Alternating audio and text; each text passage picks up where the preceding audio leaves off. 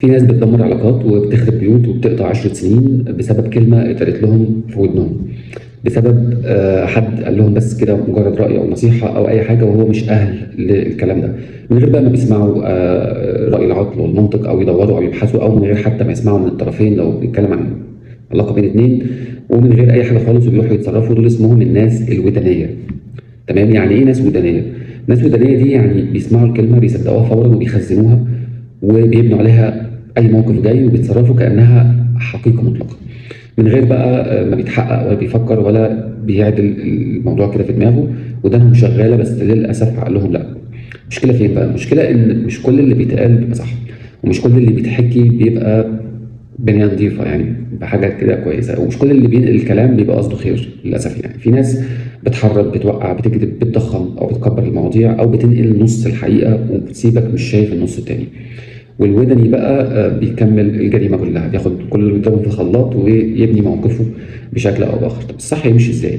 خلينا نمشي على 4 خطوات كده قويه بس منقذه. اول حاجه، اسمع بس ما تحكمش. اسمع الكلمه من غير ما تشحن مشاعرك ولا تفكر في الكلام كتير. السمع مش حكم، السمع اول مرحله بس. طيب ابحث، لو انت الموضوع شغل بالك ابحث، اسال حصل امتى، حصل فين، مين قال وليه قال، وهل في مصلحه ولا لا، والدنيا ماشيه ازاي. ربنا قالها صريحه: يا ايها الذين امنوا ان جاءكم فاسق بنبأ فتبينوا. يعني ما تصدقش على ودنك، تبين، افحص وافهم الاول. طيب تاني حاجه، فكر بالمنطق. هل الكلام ده داخل العقل؟ شبه الشخص اللي قدامك يطلع منه تصرف زي ده ماشي مع تاريخه واللي بيعمله، ولا مجرد هي فتنه بس كده؟ المنطق نعمه لكن اللي ما بيستخدموش للاسف بيعيش في فوضى كبيره قوي. طب رابع حاجه بقى بعدها، بس اتصرف لو لسه مقتنع. بعد البحث والمنطق ان في حاجه غلط وقلبك مش مرتاح، وقتها واجه، اتكلم، خد موقف، لكن تصرف من غير فهم اسمه تهور ومش قوه. والتجنب والتجاهل والسكوت بمبدا انا مرقب له يعني، ده برضه مشكله كبيره قوي.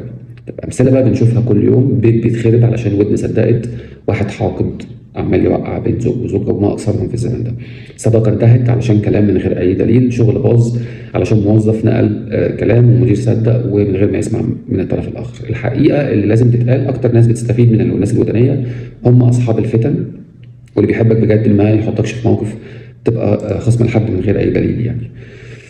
طيب رسالة كده مباشرة ليك على طول: لو انت ودني انت مش بريء.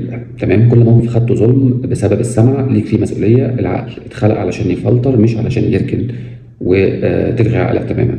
اسمع بس ما تصدقش، ابحث قبل ما تحكم، وتصرف لما تكون متأكد دايما، ولأن كل كلمة دخلت ودنك من غير عقل ممكن تطلع من ايدك في ظلم ما يتصلحش فيما بعد.